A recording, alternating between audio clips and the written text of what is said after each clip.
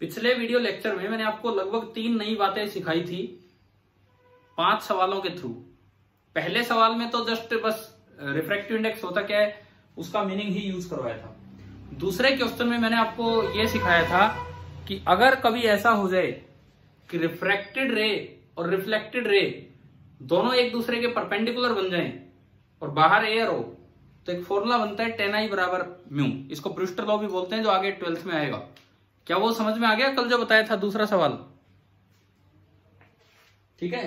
Third question में मैंने वही चीज रिपीट की थी जो दिन में एक लेक्चर में मैं समझा चुका था कि ऐसा हो सकता है प्लेन सरफेस पे इंटर रिफ्रैक्शन पे कि Ni इधर हो लेकिन ऑब्जेक्ट बाहर हो। ऐसा आपको थर्ड क्वेश्चन करने के लिए दिया। फोर्थ क्वेश्चन एक और अच्छा था जिसमें मल्टीपल स्लैब्स थी, पैरेलल मल्टीपल स्लैब एक के ऊपर एक रखी हो, बाहर एयर हो, तो जो अपेरेंट डेप्थ होती है वो होती है d1/n1 plus d2/n2 plus d3/n3। इसका प्रूफ भी आपको बताया था उस क्वेश्चन के बाद। और जो 5वां सवाल है वो इसलिए अच्छा था कि हम एक फॉर्मूला याद करके चले जाते हैं, d dash is equal to d upon n relative. d dash is equal to d upon n relative केवल कब लगता है? जब प्लेन सरफेस पे रिफ्रैक्शन हो, लेकिन केवल कब लगेगा बताएं? हाँ, जब नियर नॉर्मल इंसिडेंस हो। और उसमें मैंने कहा था कि कॉर्नर से आप देख रहे हैं, तो उस सवाल में आपने अगर वो डिस्कशन देखा हो या पेपर से पहले वो ट्राई किया हो तो मोस्ट ऑफ द स्टूडेंट्स उसका आंसर ना d डैश बराबर d अपॉन n रिलेटिव से 3 निकाल देते हैं। क्या आप लोगों ने भी किसी ने ऐसा किया था? No sir. नहीं, क्या ट्राई भी किया था कि नहीं वो वाला क्वेश्चन? Yes sir. सही किया था पहली बार में? चलो ठीक है। वो जानबूझ के एक ऑप्शन ऐसा दिया गया था लास्ट ऑप्शन की कोई बच्चा d डैश अपॉन वो गलती करेगा n रिलेटिव वाली तो डायरेक्ट वो उस टिक पे चला जाएगा। लेकिन अब आपको क्लियर हो गया वो पूरा असाइनमेंट, नोट्स में लिखा होगा ना कुछ तो उससे रिलेटेड।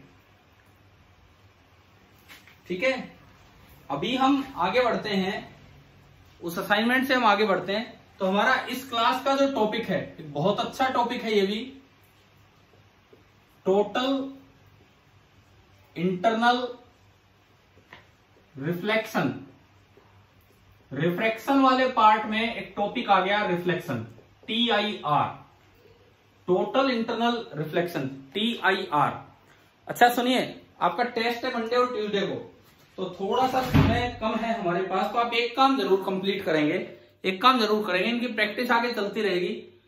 एनसीईआरटी का ये जो पहला चैप्टर ऑप्टिक्स वाला, आप इसकी एक एक चीज जरूर कंप्लीट कर लेंगे अगले 3-4 दिन में, अगले 2-3 दिन में। आज फ्राइडे तो हो गया, सैटरडे संडे तक, ठीक है, ताकि हम एक बार तो गो थ्रू हो जाए उस चैप्टर से कि क्या है क्या नहीं।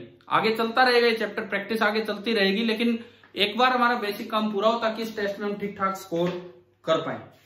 और मैं उम्मीद करता हूं कि अगर बेसिक भी आपने ढंग से पढ़ लिया तो आप अच्छा ही स्कोर करोगे, क्योंकि चैप्टर मुश्किल नहीं है, आसान चैप्टर है, बहुत आसान चैप्टर है अगर आप देखें तो। अब चलते हैं, हम TIR स्टार्ट करते हैं, टोटल इंटरनल रिफ्लेक्शन।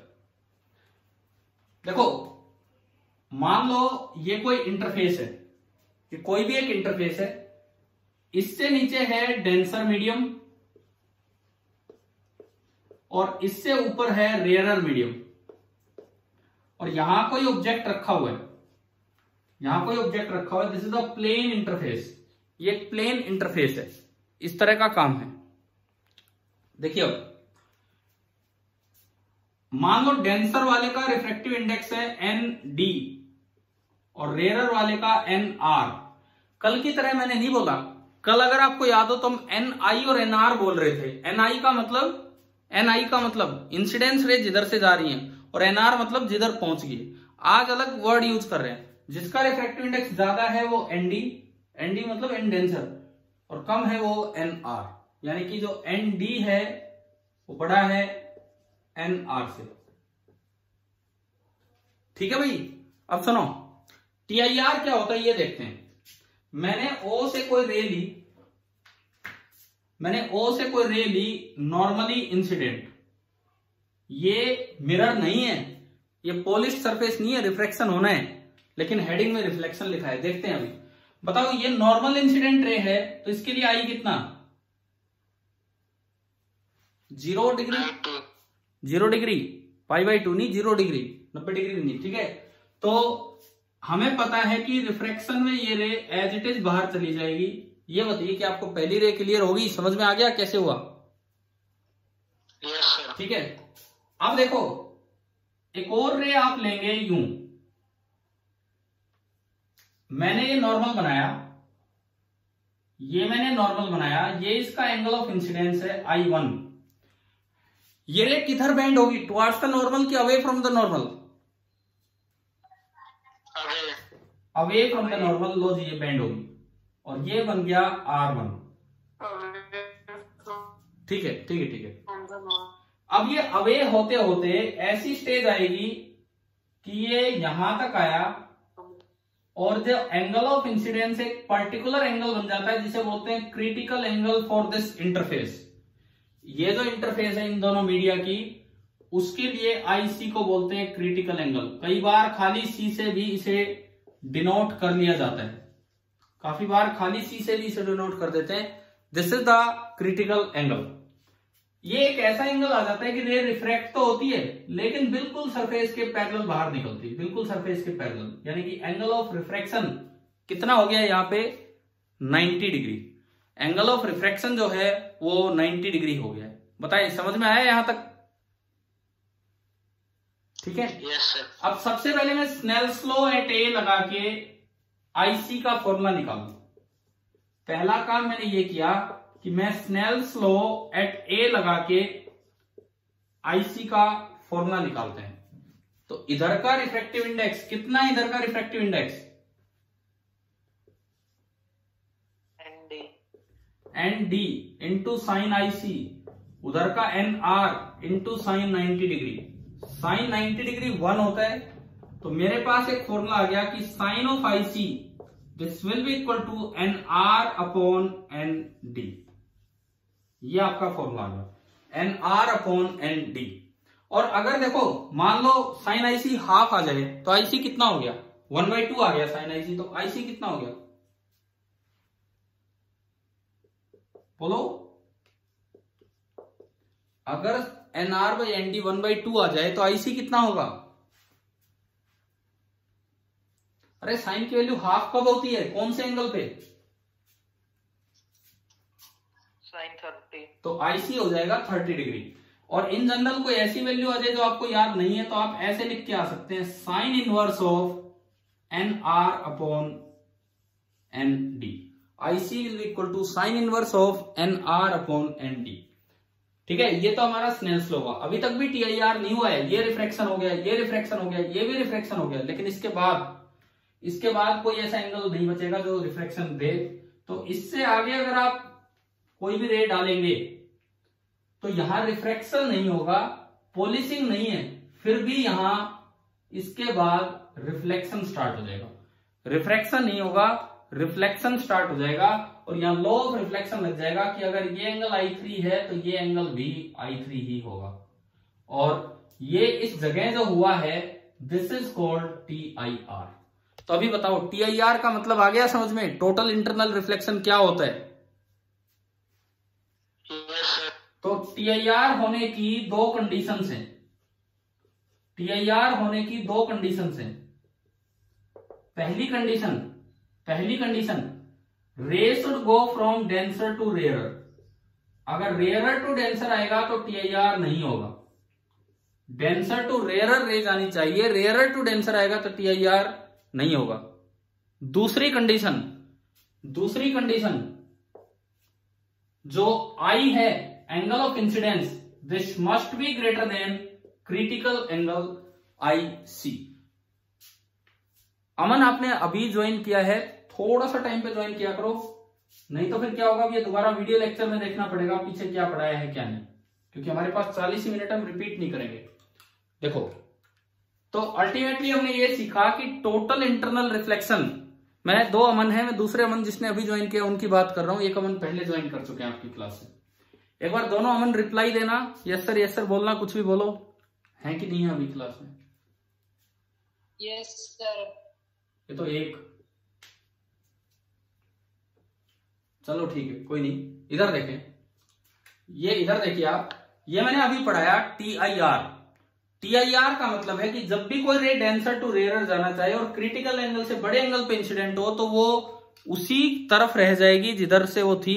ऐसा लगेगा जैसे रिफ्लेक्शन हो गया हो, टोटली रे अंदर ही रह जाती, बाहर बिल्कुल नहीं जा पाती है। इस फिनोमिना को बोल देते हैं टोटल इंटरनल रिफ्लेक्शन। पहले बताएं क्या TIR क्लियर हो गया आप सभी को? ठीक है। अब यहां पे एक क्वेश्चन लीजिए होमवर्क के लिए, यहां पे एक क्वेश्चन लीजिए होमवर्क के लिए कि इस सिचुएशन में कि जब रे डेंसर टू रेयर जा रही है, आपको एक ग्राफ प्लॉट करना है। एंगल ऑफ इंसिडेंस जो 0 डिग्री से और 90 डिग्री तक जाएगा, आपको डेविएशन का ग्राफ प्लॉट करना है। बीच में कहीं आईसी एंगल भी होगा, बीच में कहीं आईसी एंगल भी होगा। आपको 0 से 90 तक आई को बढ़ाते बढ़ाते 0 से 90 तक आई को बढ़ाते बढ़ाते डेविएशन एंगल कैसे चेंज हो रहा है। जैसे मैं शुरुआत कर रहा हूं, आई बराबर 0 पे डेविएशन कितना है? आई बराबर 0 पे डेविएशन कितना है? 0। तो ये ग्राफ यहां से शुरू होगा। करेंगे? एक अच्छा सवाल मैंने आपको करने के लिए दिया है, करेंगे ना ये ट्राई? ठीक है। अगर समय मिला तो मैं कल की तरह आज एक वीडियो लेक्चर शाम को अपलोड करूंगा, अगर टाइम मिला तो, वही आधे घंटे का। तो आप उससे ये चीजें कवर कर सकते हैं, TIR की बची हुई चीजें या जो क्वेश्चन जो मैं यहां दे रहा हूं, क्योंकि पूरा TIR अभी इस लेक्चर में नहीं हो पाएगा। तो उम्मीद करना कि शाम को एक लेट नाइट एक लेक्चर आए और आप उसमें वो देखें। कल वाला लेक्चर मैंने आपके लिए यार थोड़ी एडिटिंग भी करके दी थी, देखा है ना आपने वो? Yes sir. लेकिन उसमें टाइम लग जाता है काफी। देखो आप इधर सुनो, ये क्वेश्चन तो आप ट्राई करेंगे। अब मान लीजिए जैसे अभी हमने आईसी का फॉर्मूला पढ़ा, डायरेक्ट इस फॉर्मूले पे किस तरह के सवाल आ सकते हैं? डायरेक्ट इस फॉर्मूले पे जैसे यूं आ जाए कि ये वाटर है, पहला सवाल, ये ऊपर एयर है, क्वेश्चन नंबर 1। वाटर का रिफ्रैक्टिव इंडेक्स है 4/3, एयर का है 1। Find the critical angle for water air interface. बताएं क्या आंसर होगा? Find the critical angle for water air interface, क्या इसका आंसर होगा?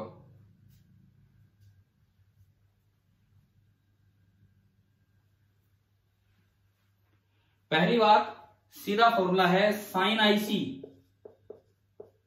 एन रेयरर मतलब जो छोटा है अपॉन एन डेंसर जो बड़ा है। तो साइन आईसी एन रेयरर, छोटा कौन सा इन दोनों में? 1, और बड़ा है 4/3। तो साइन आईसी आ गया 3/4। तो बताएं आईसी कितना है?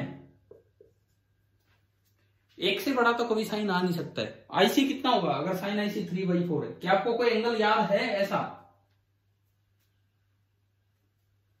बताओ, क्या कोई ऐसा एंगल याद करते हो आप? 37 डिग्री। 37 डिग्री, यही तो बड़ी बड़ी गलती हो जाती है। साइन आईसी अगर 3/5 होता तो वो होता है 37 डिग्री, वो होता है 37 डिग्री। अरे फिर मैं बोल रहा हूं, अगर साइन आईसी 3/5 होता तो वो होता है 37 डिग्री, ना कि 3/4 पे। हमें ये एंगल याद नहीं है, तो हम यहां अपना आंसर इस तरह देके आए, साइन इनवर्स ऑफ 3/4। ये ठीक है। जब भी कोई एंगल याद ना हो, अब साइन इनवर्स में आंसर देख लो। अब मान लो एयर ग्लास सिस्टम हो, एयर और glass, question number 2, air glass interface. आपको ये दिया गया है कि एक एयर ग्लास इंटरफेस है, जैसे नीचे ग्लास है डेंसर मीडियम जिसका रिफ्रैक्टिव इंडेक्स 3/2 है, ऊपर एयर है 1। फाइंड आईसी क्रिटिकल एंगल, बताओ इसका क्या होगा?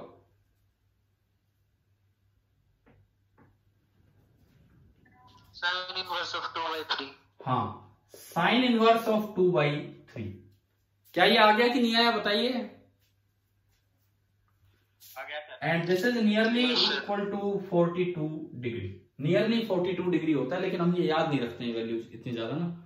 तो ठीक है, मैंने पहले 2 सवाल लिए जिनमें मैंने आपसे केवल और केवल आईसी निकालना सीखा है। एक सवाल आपको होमवर्क में ले दिया है, ये जरूर ध्यान रखना भाई, कभी भूल जाएं। मैं करवाऊंगा जब तो हो ही जाएगा, लेकिन उससे पहले आप ट्राई करके रखें। नेक्स्ट क्वेश्चन पे चलते हैं। केवल क्रिटिकल एंगल निकालने पे नहीं, कुछ और क्रिटिकल एंगल दिया होगा और इसमें हम देखते हैं कि क्या है। जैसे अगला सवाल ये है कि सपोज ये नीचे वाटर है और ऊपर एयर है, और आपको ये दे दिया कि critical angle for water air interface, critical angle for water air interface is C. IC भी आप बोल सकते हैं, सी भी आप बोल सकते हैं। Critical angle for water air interface is C, ये हमने बोल दिया। एक ऑब्जेक्ट रखा है इस इंटरफेस से डी डेप्थ नीचे, ये एक ऑब्जेक्ट है जो कि इस इंटरफेस से डी डेप्थ नीचे रखा हुआ है। अब आपको ये बताना है कि मुझे इसके ऊपर एक ओपेक डिस्क ढकनी है, तो what should be the minimum radius of the opaque disc to be put on the surface, so that the object is not visible from outside, ताकि जो ऑब्जेक्ट है वो ऊपर से विजिबल ना हो। पहले आप ये बताओ, क्या आपको आज ये कुछ थोड़ा सा बोर्ड थोड़ा सा और क्लियर नजर आ रहा है क्या रोज के मुकाबले, या कोई फर्क ही नहीं है? सर कोई फर्क नहीं है। अरे यार यही लूट लिया, इतने लाइट व्यवस्था कराई, कोई फर्क ही नहीं है। फिर तो पीछे वाला ही सही था, पहले वाला ही। देखो अब ये आपका क्वेश्चन है कि एक डिस्क इसके ऊपर रखनी है, एक फ्लोटिंग डिस्क, ओपेक डिस्क, ताकि ये ऑब्जेक्ट हमें नजर ना आए। क्रिटिकल एंगल आपको सी दे दिया और ये जो डेप्थ है दिस इज डी। तो अब देखते हैं कि क्या मतलब है, डिस्क क्यों ढकनी है, पहले हम वो समझें। डिस्क क्यों ढकनी है? देखो ये वाटर एयर इंटरफेस है, नीचे डेंसर मीडियम है वाटर, ऊपर रेयरर मीडियम है एयर, और क्रिटिकल एंगल अलग से दे दिया IC बराबर C। ऑब्जेक्ट यहां रखा है, अगर कोई बिल्कुल ऊपर से देखे तो भाई ये रे तो यूं आई और ये रे यूं निकल जानी है। तो भाई अगर कोई यहां देखता है तो उसको तो ऑब्जेक्ट नजर आएगा ही आएगा, समझ में आया? अगर कोई यहां देखता है तो उसको ये ऑब्जेक्ट नजर आएगा। अगर मैं थोड़ा साइड में जाके देखूं तो भी ये रे बाहर जा रही है। अब अगर कोई यहां से देखता है तो उसको भी ये ऑब्जेक्ट नजर आएगा। लेकिन अगर आप बहुत साइड में चले गए, लेकिन अगर आप इसमें थोड़ा ज्यादा साइड में चले गए, हो सकता है वहां TIR हो जाए। तो अगर TIR होता है तो आप बताओ क्या इस आदमी के पास रे पहुंची है क्या? इसके पास तो रे पहुंची नहीं। तो आपको कहां तक का एरिया कवर करना है? आपको वहां तक का एरिया कवर करना है जहां जाते जाते ये बस रे यूं बैंड हो, बस लास्ट ये है, उसके बाद कोई दिक्कत नहीं है। लास्ट ये है, ये एंगल 90, और इस वक्त ये IC होता है जो आपको C दिया है। समझ गए हो? तो मुझे इतना रेडियस की एक डिस्क रखनी चाहिए जो इसको चारों तरफ कंबाइन कर देगी। यानी कि मैं अगर इसके ऊपर एक डिस्क रख दूं, यूं एक डिस्क रख दे हम इसके ऊपर, तो इसका ये मतलब है कि अब ये विजिबल नहीं होगा, क्योंकि इससे बाहर तो वैसे ही नहीं दिखना, TIR हो रहा है, और इसके अंदर ही ओपेक डिस्क रे को आने नहीं दे रही होगी। तो इस डिस्क का मुझे रेडियस निकालना है R। ये डेप्थ मुझे दे रखी है D। पहले तो ये बताओ क्या ये डायग्राम समझ में आ गया ढंग से कैसे बनाया? ठीक है। अच्छा ये एंगल C, ये लाइन और ये लाइन पैरेलल, तो ये वाला एंगल भी C हो गया, क्रिटिकल एंगल। अब आप इस ट्रायंगल में देखो, ट्रायंगल OAB, इस ट्रायंगल OAB में tan C कितना होगा? Tangent C R/D। आ रहा है कि नहीं आ रहा है समझ में? तो यहां से जो रेडियस ऑफ द डिस्क आया, मिनिमम रेडियस इतना होना चाहिए d टाइम्स 10c। इससे ज्यादा भी रखोगे तब भी कोई दिक्कत नहीं, पर इससे कम रखोगे तो रे बाहर आ जाएगी और ये ऑब्जेक्ट विजिबल हो जाएगा। बताइए क्या TIR क्या होता है? क्या यहां तक ये 2 3 4 सवाल ये एक मैंने होमवर्क में दिया, क्या ये समझ में आ गया इतना पार्ट? ठीक है, अब देखो TIR में आगे बढ़ते हैं।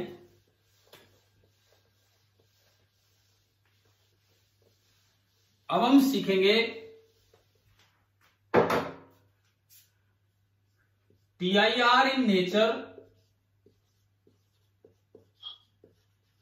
and its technological applications।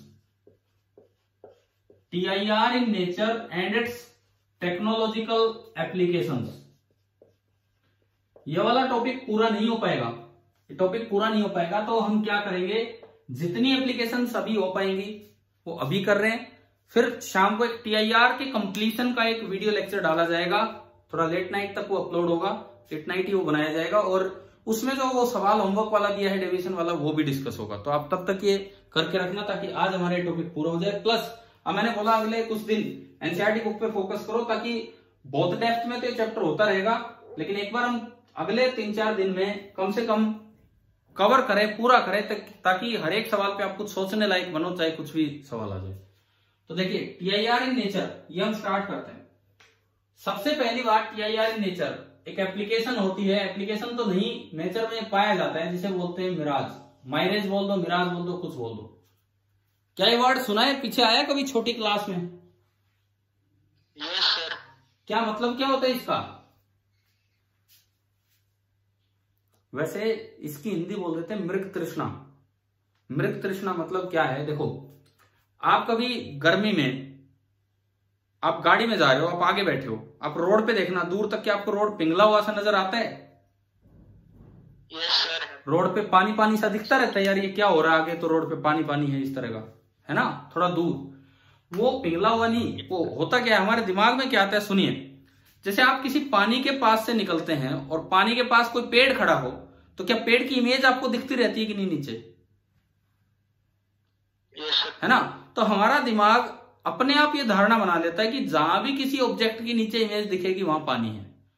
हमारे दिमाग में अपने आप इमेज बन जाती है, जहां ऑब्जेक्ट की इमेज नीचे नजर आ रही है वहां पानी। तो रोड पे ऐसा ही होता है, कुछ पेड़ ऊपर खड़े हैं, उनकी हल्की फुल्की इमेज नीचे नजर आती रहती है। कोई गाड़ी आगे जा रही है, उसकी नंबर प्लेट अगर व्हाइट कलर की और व्हाइट कलर रोड पे चमकता चलता है, तो हमारा दिमाग सोचता है कि यहाँ तो पिघला हुआ है, मतलब यहाँ तो पानी है, पानी वानी कुछ नहीं होता। और इसको मृग तृष्णा इसलिए बोलते हैं कि हिरण जो होता है, वो कहते हैं कि राजस्थान रेगिस्तान में पानी की तलाश में भटकता रहता है, उसे लगता है वहां पेड़ है और उसकी इमेज नीचे दिखाई देगी, वो सोचता है कि वहां पानी है तभी इमेज नीचे दिख रही, जब वो वहां जाता है तो उसे कोई पानी नहीं मिलता है, तो इस तरह वो चक्कर काटता रहता है। तो ये मिराज है। तो क्या होता है, सुनिए कैसे होता है वो भी देखिए, समझिए। मान लीजिए कि एक हॉट डेजर्ट या हॉट सैंड है, गर्म मिट्टी है, यहां कोई पेड़ है और आप काफी दूर हो, बिल्कुल ही पास हो गए तब थोड़ी कुछ होगा, आप दूर से आ रहे हो। पहला सवाल, क्या आपको पेड़ दिखेगा कि नहीं दिखेगा? सीधा पेड़ नजर आएगा या नहीं आएगा? Yes sir. आएगा, क्योंकि रे सीधी आ रही है। लेकिन आपको वो जमीन में भी नजर आएगा, उसकी इमेज नीचे भी नजर आती है। उसका क्या कारण है, सुनो। एक एयर इसके कांटेक्ट में है, एक एयर इससे थोड़ी ऊपर है, एक एयर इससे थोड़ी और ऊपर होगी। मैं कहता हूं यहां वाली जो लेयर है उसका टेम्परेचर है T1, यहां वाली लेयर का T2, यहां वाली लेयर का T3। गर्म मिट्टी के कांटेक्ट में जो लेयर है, गर्म मिट्टी के कांटेक्ट में जो लेयर है, उसका टेम्परेचर ज्यादा होगा या कम होगा? एयर का ज्यादा, यानी कि T1 is greater then T2 is greater then T3। गर्म हवा, hot air is less dense और मोर डेंस? Less dense. तो ये लेस डेंस होगी। लेस डेंस का मतलब है कि इसकी डेंसिटी ρ1 कम होगी, ρ2 ज्यादा होगी, ρ3 ज्यादा। अब एक ही चीज है, देखो हमने एक चीज पढ़ी थी, ऑयल लेस डेंस है वाटर से, लेकिन ऑप्टिकली मोर डेंस है। परंतु यहां तो एयर एयर और एयर, तो अगर तीनों एक ही चीज है तो जो लेस डेंस होगी वो उसका रिफ्रैक्टिव इंडेक्स कम होगा और जो मोर डेंस होगी उसका रिफ्रैक्टिव इंडेक्स ज्यादा है। यानी कि जो रिफ्रैक्टिव इंडेक्स है N1 का सबसे कम, फिर N2 और फिर N3। यानी कि नीचे रेयर एयर है, रेयरर एयर, और ऊपर डेंसर एयर। अब देखो अब क्या होगा, हम एक और रे लेके चलते हैं। पेड़ से एक रे नीचे चली, पेड़ से एक रे नीचे चली, जैसे जैसे नीचे आएगी ये away from the normal bend होती जाएगी। क्यों बेंड हो रही है away from the normal? Reason क्या है? रिफ्रैक्शन। हाँ रिफ्रैक्शन तो है, लेकिन ये नीचे जैसे आएगी मीडियम लेस डेंस होता चलेगा। तो नीचे आते वक्त ये रे किधर से किधर जा रही है? रेयरर टू डेंसर की denser to rarer? Denser to rarer. तो ये बैंड होती चलेगी अवे फ्रॉम द नॉर्मल। आप कहीं भी अगर नॉर्मल बना के देखेंगे किसी भी इंटरफेस पे तो ये रे away from the normal band होती चलेगी। और एक स्टेज ऐसी आ जाएगी जहां पे इसका जो एंगल ऑफ इंसिडेंस है वो क्रिटिकल एंगल से ज्यादा हो गया। अब देखो ये जाना चाह रही है डेंसर टू रेयरर, और जो एंगल ऑफ इंसिडेंस है वो क्रिटिकल एंगल से ज्यादा हो गया है, तो TIR हो जाएगा। और TIR हो जाएगा तो ये जो रे है ये यहीं रह जाएगी और ये यूं निकल के और यहाँ पे बेंड होते होते इसकी आंख पे जाएगी। अब ये देखो यही रे इसको यहां से आती दिखाई दे रही है। इसका मतलब मैं नीचे से हटा रहा हूं, ये तो आ गया ना आपको समझ में जो मैंने बताया अभी? इसका मतलब उसको एक हल्की सी इमेज उस ऑब्जेक्ट की इधर दिखाई देगी, इधर, तो उसे लगता है यहां पानी है तभी ऐसा दिखेगा। This is known as mirage. बताओ ये नेचर में ये जो दिखता है क्यों होता है? क्या समझ में आया कि नहीं आया? ठीक है, एक्चुअली इसका जो नाम होता है this is known as inferior mirage. एक और होता है सुपीरियर मिराज, लेकिन हम जो अपने आसपास ऑब्जर्व करते हैं वो ये वाला होता है। एक और भी होता है जिसको नाम दिया जाता है सुपीरियर मिराज। वो क्या होता है वो भी सुन लीजिए। उसमें क्या होता है सुने, ज्यादा कॉमन ये है, दूसरे वाला भी कॉमन ही है, लेकिन अपना एरिया ऐसा नहीं है कि वहां यहाँ ये पे देखा जाए। अब देखो सुपीरियर वाला मिराज किसे बोल देते हैं? सपोज आप कोल्ड वाटर के पास है, सी के आसपास आप हैं, समुद्र के आसपास, और यहां पे एक जहाज है, ये शिप है, और ये मिट्टी है, और आप मिट्टी पे खड़े हैं, मतलब इधर कोई जहाज आ रहा है, आप उसको देख रहे हैं। अब बताओ क्या डायरेक्टली ये नजर आएगा कि नहीं आएगा? अभी आएगा डायरेक्टली तो नजर, है ना? अब देखो फिर से मैं एयर की कुछ लेयर्स बनाता हूं, डायरेक्ट तो नजर आ गया, इसको हटाओ। एक एयर यहां है वाटर के कांटेक्ट में, एक एयर इससे ऊपर है, एक एयर और ऊपर है। इसका टेम्परेचर T1, T2, T3। बताओ भाई कौन सा ज्यादा होगा कौन सा कम होगा? T1 जो पानी के कांटेक्ट में है, वो हवा गर्म होगी कि ठंडी होगी? ठंडी होगी। यानी कि T1 is less than T2 is less than T3।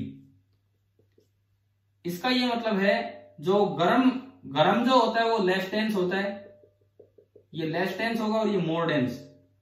तो ρ1 की बात करूं तो ρ1 is greater than ρ2 is greater than ρ3, और you can say N1 is greater than N2 is greater than N3। आप बताओ क्या ये क्लियर हो गया कि नहीं? Reason number 1, reason number 2 and reason number 3 clear हुआ यहां तक? ठीक है।